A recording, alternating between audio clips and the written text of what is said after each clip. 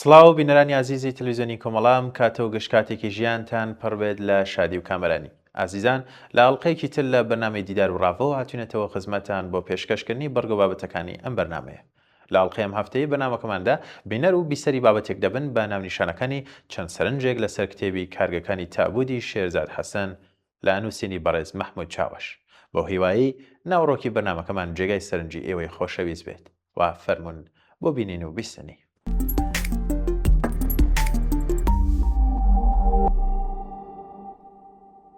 چەند سەرنجێک لەسەر کتێبی کارگەکانی تابووتی شێرزاد حەسەن نووسینی مەحموود چاوەش. کتێبی کارگەکانی تابووت کە ڕەنج و کاری هزری چەندین ساڵەی نووسەر شێرزاد حەسەنە، سەرنجدانێکی قوڵ و ناوڕۆکێکی ڕۆحی بەرفراوانە لەسەر کۆمەڵگەکانی ڕۆژهەڵاتی ناوین بە تایبەتی و کۆمەڵگەکانی تری جیهانی بەگشتی. بابەتەکە ئازاری دەرونی و پیشواردنەوەی نووسەرە لەمەڕ دیاردە کۆمەڵایەتی و سیاسیەکانی کۆمەڵگەیەک کە تیایدا بەکارترین مافەسەروشتیەکانی مرۆڤ خراونەتە زەبەڵدانی مێژوویەکی دووبارە بووە و بە قەولی خۆی خڕەگاسە.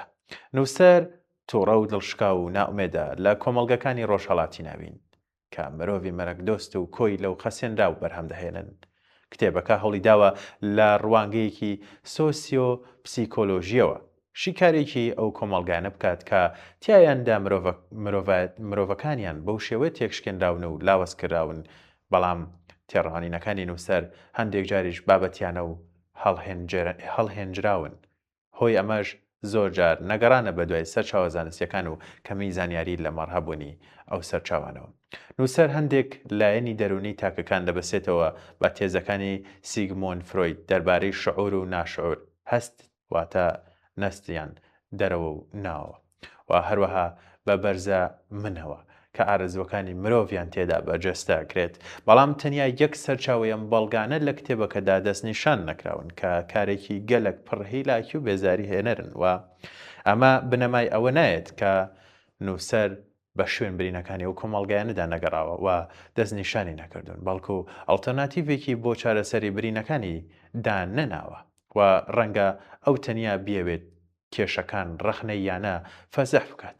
نووسەر باسی کۆمەڵگەیەکی مەرگ دۆست و کۆلێتیڤاسا ئەکات و تێزی نووسینەکەش بە مەرگاسایی و بەو مەیدانەدایان بەو میانەدا هەنگاو ئەنێت و ئەڵتەرناتیڤێکی بۆ نەدۆزراوەتەوە بۆ زیاتر ڕوونبوونەوەی ستایلی نووسینەکە. پێم باشە بەم شێی خوارەوە شیکاری بۆ بکەین لە نێوان ستایلی ئەدەبی و زانستیدا. مرۆڤ ئەو گیاندارەی کە نازانێت بژیت.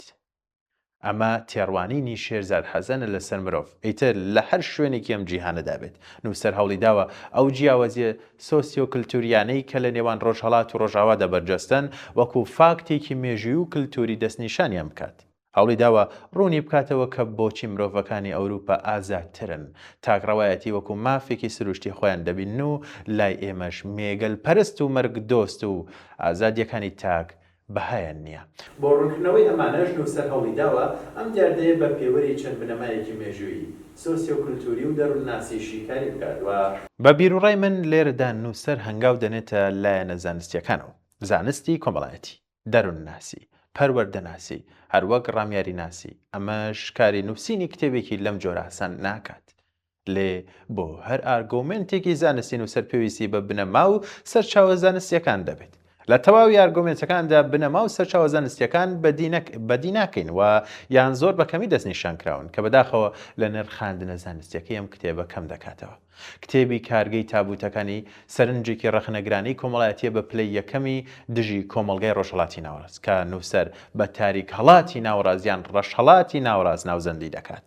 لە کاتی خوێندنەوەی کتێبەکەدا بەڕوونی بۆمان دەردەکەوێت کە نووسەر زیاتر تێکستێکی ئەدەبی و بە ستایلێکی چیرۆکنووسی یان ڕۆمانوسی بەکارهێناوە، نەک ستایلێکی زانستی کە لە هەندێک بەڵگە زانستیەکاندا بنەمای زانستی دەخوازێت. نووسەر هەوڵی داوە بنەما زانستیەکان ڕوون بکاتەوە، بەڵام سەرچاوە زانستیەکان لە زۆربەی تێکستەکاندا دیاری نەکراون. کارەکە زیاتر بابەتێکی سۆسیۆکلتوریە لەسەر بنەمای زانستەکانی تر کە لەرێدا ناویان نەهێنراوە و بێگومان مامۆستا شێرزادیش زیاتر چیرۆکنووس و ڕۆمانوسە و چەندەها کاری ئەدەبی و ڕۆمان و کورتە چیرۆکی نووسیەوە. دیارە ئەو پەنجە و پێنووسەی کە لە نووسینی ئەم کارەیدا بەکاری هێناوە بەڕوونی دەست و پەنجەی ڕۆمان نووس یان چیرۆک نووسێکە. ئەمەش مافێکی سروشتی نووسەر خۆیەتی. نووسەر هەوڵی داوە هاوسەنگیەک یاخود بڵین باڵانسێک لە نێوان تێکەستە ئەدەبی و شیکارە زانستیەکاندا بکات. بەڵام بە بیڕۆڵای من ستایلەکە تێکەڵەیەکە لە هەردووکیان.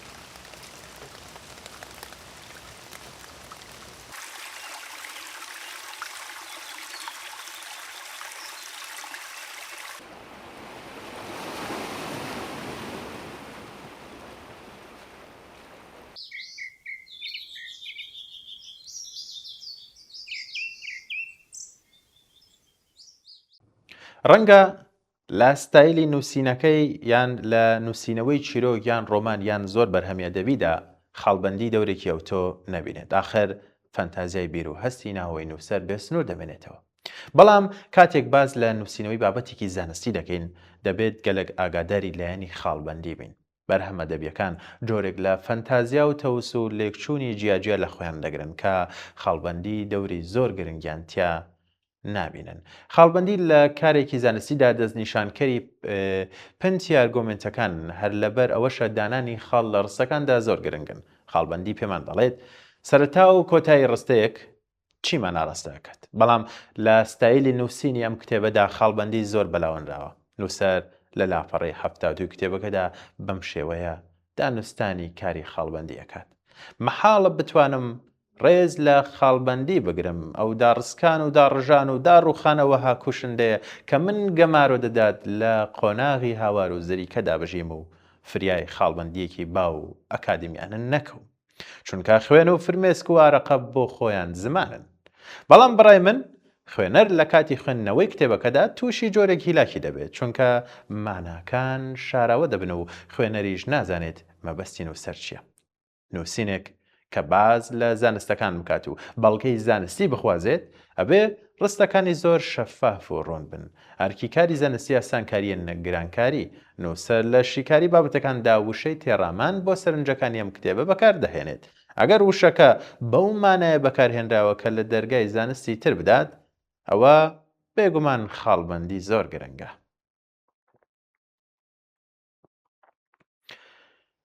بەشێکی ترمان لەسەر دووبارەبوونەوە قساکەین. سیستەمێکی پەروەردەیی داڕما و کۆن و خەڕەگاسە بوونەتە هۆکاری داڕمانێکی ئەخلاقی و کەسی کە کۆمەڵگاکانی ئێمەی تووشی چەندەها کارەسات و داڕمانی کۆمەڵایەتی و سیاسی و ئەخلاقیش کردووە. مرۆڤی تێکشکا و مرگ دۆست و مێگەل پەرست کاڵای ئەو کارگانن کە لە لەدایک بوونیانەوە تاوەکو مردن خۆ لە نێو تابوتەکانیان دەنێن و دەمێننەوە.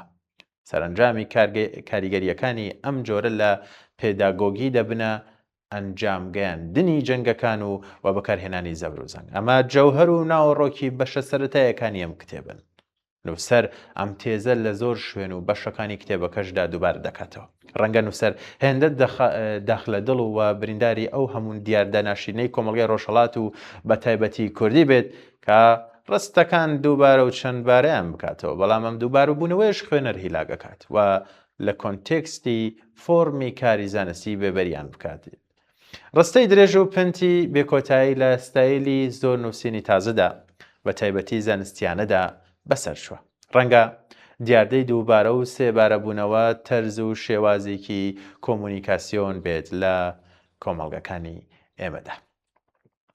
دەستنیشانکردنی سەرچاوەکانی کارەکە کە بەم جۆرەیە بەداخەوە لە ناوهێنانی کەسەکانی ناوبابەتەکاندا سەرچاو زانیاریەکان ونن و بۆ نمونە کاتێک نووسەر باسی مێشل فۆکۆی فەیلسوف و کۆمەڵناس دەکات ئەوە دەستنیشانی هیچ سەرچاوەی کەم فەیلسوف فەڕەنسیە ناکات. لەم بارەیەشەوە خوێنەر دەبێت خۆی بە شوێن سەرچاوەکاندا بگەڕێت. ڕەنگە هەندێک جار خوێنەر پێویست بکات یان ئازاد بێت خۆی بە شوێن هەندێک سەرچاوەدا بگەڕێت بەڵام نەک بە شوێن هەموو سەرچاوەیەکیشدا. گەلێک لە نووسەران و فەیلسوفان و زانستەوانەکانی جیهان لەم کتێبەدا باس کراون بەبێ ئەوەی سەرچاوە زانستیەکان ناوزان بکرێن. دیارە لە نووسینێکی ئەوهادا کە باز لە زانستەکان دەکرێت سەرچاوە زانستیەکان نابێت بێبەش بن لە نووسینەکەدا، بە تایبەتی خوێنەوارانی کورد لە وڵات کە ڕەنگە زۆر شارەزای و زانیاریان لەسەر تێکەس و سەرچاوە ئەوروپیەکان بە زمانی ئەوروپی نەبێت. لایەنی ڕۆحی و ناخ لە نووسینەکاندا بەم جۆرەیە. ئازاری دەرونی نووسەر بە پەنجەی دەستەکانیەوە دیارن. تووڕە و ماندووی ڕێگەیەکی پڕ دەڕکاوین، پەستە لە کۆمەڵگەیەکی دژە مۆدێرن، مرۆڤەکانی لە دووبارەبوونەوەیەکی بەردەوامدان. ئەمە هەستی نووسەری گەلێک بریندار کردووە. ئەم لایەنە ڕۆحیە هەژانی دەروونە، بارێکی سایکۆلۆژی سەخت دێنێتە گۆڕێ، بۆیە نووسەر لە تەواوی نووسینەکەیدا تووڕە و ماندووبوونی ناوەوەی ڕۆحی پەخشان دەکات. ئازارەکانی کۆمەڵگەیەک کە نووسەر ڕۆژانە بە هەستێکی مرۆڤ دۆستانە دێن نۆشێت و ئازاری ناوەوەی ئەدەن، دیارە نووسەرێکی هۆشمەند و هەستیار و بەرپرسیاری وەک شێرزاد حەسەنیش بێ بەرنابێت لەم ئازارانە.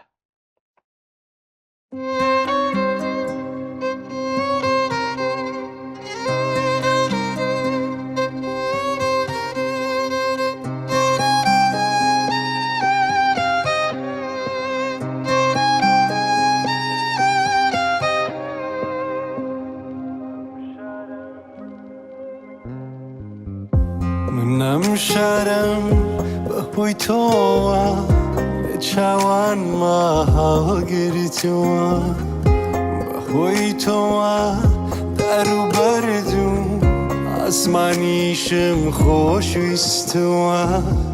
گەر تۆ نەبی گەر تۆ نەبی گەر تۆ نەبی بۆ ساتێکیش شەویتیا ڕۆژ ناکەمەوە.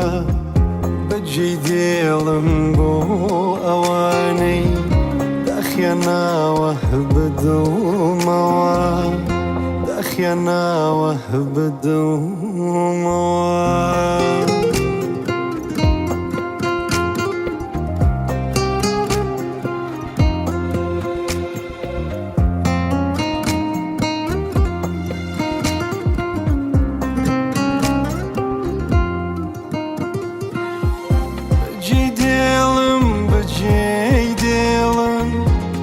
شارەی بۆم یادگاری بوو، پڕ لە شەوقی گەنجێتیم و پڕ لە نازی مناڵیم بوو. بەجێی دێڵم بەجێی دێڵم ئەو شارەی بۆم یادگاری بوو، پڕ لە شەوقی گەنجێتیم و پڕ لە نازی مناڵیم بوو.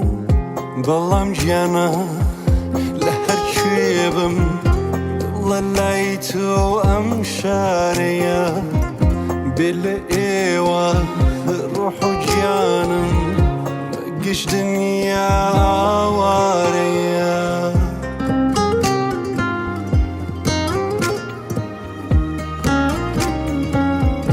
بەڵێ ئەگەر باس لە ژیان دۆستی و مەرگ دۆستی بکەین بەم جۆرەیە.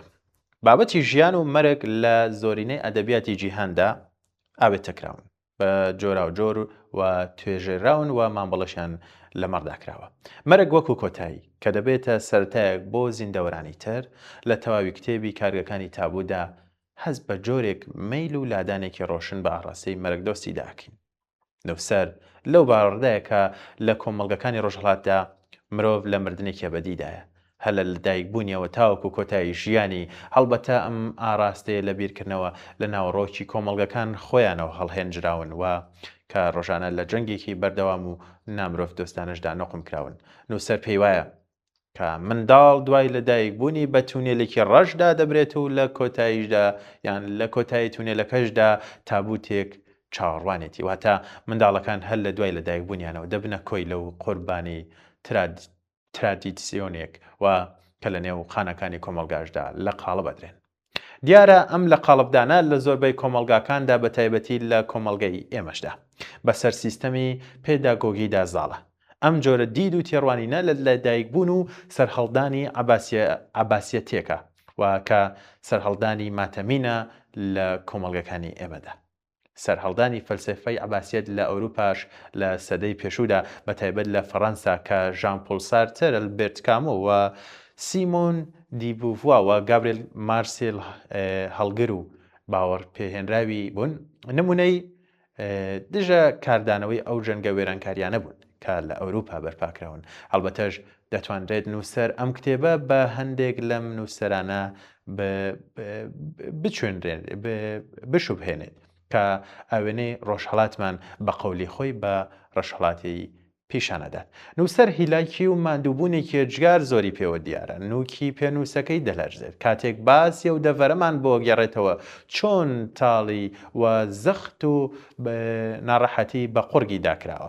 لی پرسیارەکە لێرەدا ئەوەیە کە دەبێ بڵێن ئایا ژیان بەمانەی مردنە یان ژیان ڕاستەوخۆ دەشوبهێنرێت بە مەرگ؟ بۆ وەڵامی ئەم پرسیارانە نمونەی مێژوویش زۆرن کە لێرەدا دەستنیشانی بیر و هزری هانا ئەکرێ و نمونەش ئەم ژانە فەیلسوفی ئەڵمانی یان فەیلسوفە ئەمریکیە کە خۆی زیاتر بە توێژەرناسێک دەبینێت. سەرڕای کارەسەرەکانی جەنگی جیهانی دووەم و خۆشی وەک ژنێکی یەهودی گەشتبین سێری ژیانی کردووە. سەرهەڵدانی فەلسفەی عەبەسیەت لە ئەوروپا لە سەدەی پێشوودا بەتایبەت لە فەڕەنسا کە ژان پۆل سارتر، ئەلبێرت کامۆ، سیمۆن دی بوڤوا و گابریێل مارسێل هەڵگر و باوەڕپێهێنراوی بوون، نمونەی دژە کاردانەوەی ئەم جەنگە وێرانکاریانە بوون کە لە ئەوروپا بەرپاکراون. هەڵبەتە دەتوانرێت نووسەری ئەم کتێبەش بە هەندێک لەم نووسەرانە بشوبهێنرێت کە ئاوێنەی ڕۆژهەڵاتمان بە قەولی خۆی بە ڕۆژهەڵات پیشانەدات. نووسەر هیلاکی و ماندووبوونێکی ئەجگار زۆری پێوە دیارە. نوکی پێنووسەکەی دەلەرزێت کاتێک باسی و دەڤەرەمان بۆ گێڕێتەوە چون تاڵی و زەخنەخ بە قورگی داکراوە. لەی پرسیارەکە لێرەدا ئەوەیە یان لێرە پرسیارەکە ئەوەیە کە ئایا ژیان بە مانای مردنە یان ژیان ڕاستەوخۆ دەشوبهێنرێت بە مەرگ؟ بۆ وەڵامیان پرسیارانە نمونەی مێژووی زۆرن کە لێرەدا دەستنیشانی بیر و هزری هانا ئارێنت دەهێنمەوە بە نمونە. ئەم ژنە فەیلسوفە ئەڵمانیە یان ئەڵمانی ئەمریکیە کە خۆی زیاتر بە توێژەرناسێکی دەبینێت، سەرڕای کارەسەتەکانی جەنگی جیهانی دووهەم و خۆشی وەک ژنێکی یەهودی گەشتبین سەیری ژیانی کردووە، سەرڕای ئەو هەموو تاڵی لە ژیانی وەکو ژنە یەهودیەک بەسەری بردووە. لە هەموو نووسینەکانیدا دژی فاشیستی و هۆلۆکۆست و ڕژێمەکەی هیتلەر وەستاوەتەوە، بەڵام سیستەمی پلۆرالیستی بە تەنیا جێگیر و ئەڵتەرناتیڤێک دەزانێت بۆ ژیانێکی هەمەلایەنی و جۆرەکان. ئارێنت کەسێکی ژیندۆست و مایە بە ژیندۆستی مایە و سەرڕای ئەو هەموو کارەساتانەی کە بەسەر یەهودیەکانیش داهاتووە، بۆیە دژی هەموو جۆرێکی تۆتالیتاریزم بۆ لە جیهاندا. ئەو مرۆڤ هەر لە دایکبوونیەوە بە کەسێکی جیاواز و داهێنەر پێناسە دەکات، بۆیە دژی تاکیە بەستراک واتە مجەڕەت بووە. بیرکردنەوەکانی لەسەر بناغی لە دایکبوونەوە نەک لەسەر مردنەوە هەڵهێنجراون و ئەو هەر پێی وابووە کە بە تەنیا ژیانی پێکەوەی لەگەڵ مرۆڤەکانی تردا کۆمەڵگەیەکی پلوڕاڵ و هەمە جۆر بەرهەم دەهێنێت کە بۆ هۆیشەوە سەرەتایەک کە بە سەرەتای دەستپێکردنەوەیەکی نوێ ناوزەن دەکات لە پەیوەندیدا مەژداری دەکات بە چالاکیەکانی مرۆڤ خۆیەوە. ئارێنت ئەم کۆمپلێکسە دەبەسێتەوە بەکارکردن، بەرهەمهێنان و مامەڵەکردنەوە لە تەک یەکتردا. کۆمەڵگەکان یان کۆمەڵگەکانی ئێمەش هەر لە ئەنجامدا دەبێت بە سەرەتایەکی ئارێنتدا بڕوات و کۆمەڵگەیەکی دیموکراتی کە ئەقلانیەتی کۆمەڵایەتی سەروەرە و ئەنجومەنەکانی شارەوانی بە شێوەیەکی دیموکراتی ناهەڕەمی لەلایەن نوێنەرانی خەڵکەوە دابەشکرابێتن. دیارە من لێرەدا نامەوێت شێرزاد حەسەن بەهانە ئارێنت بچۆفێنم، بەڵکو دیاریکردنی دوو تێڕوانینی جیاواز بۆ دیاردەکانی کۆمەڵ شێرزاد حەسەن ڕووناکیەک نابینێت کە لەو ئێستا و یان لەم دەڤەری ئێمەدا ڕووناکیەک ببەخشێت و هیوایەک ئەگەر کەمیش بێت بداتنەوەکانی داهاتوو من. لە کۆتایی ئەم بابەتەدا گرنگە دەستنیشانی ئەوە بکرێت کە نووسەری ئەم کتێبە نەترسانە برینی کۆمەڵگەیەکمان بۆ هەڵدەداتەوە کە لە لێوان لێوە لە برینداری و بەهۆی سیستەمێکی هەڕەمی سەپێنرا و پەروەردەیەکی کۆن و پاتاڵ نەقمبوو لە بەناو دینداری سیاسی ڕادیکاڵ باوک و دایکانێک کە کۆپی منداڵ و وەچەکانیان دەکەن. کۆمەڵگەی ئێمە زیاتر پێویستی بەم جۆرە ڕەخنە و بیربۆچوونە هزریانە هەیە. وەک پندێکی کوردیش دەبێژێت ئەو کەسانەی دەهێنێتە گریان یان ئەو کەسەی دەدهێنێتە گریان ئەو کەسە دڵسۆستە.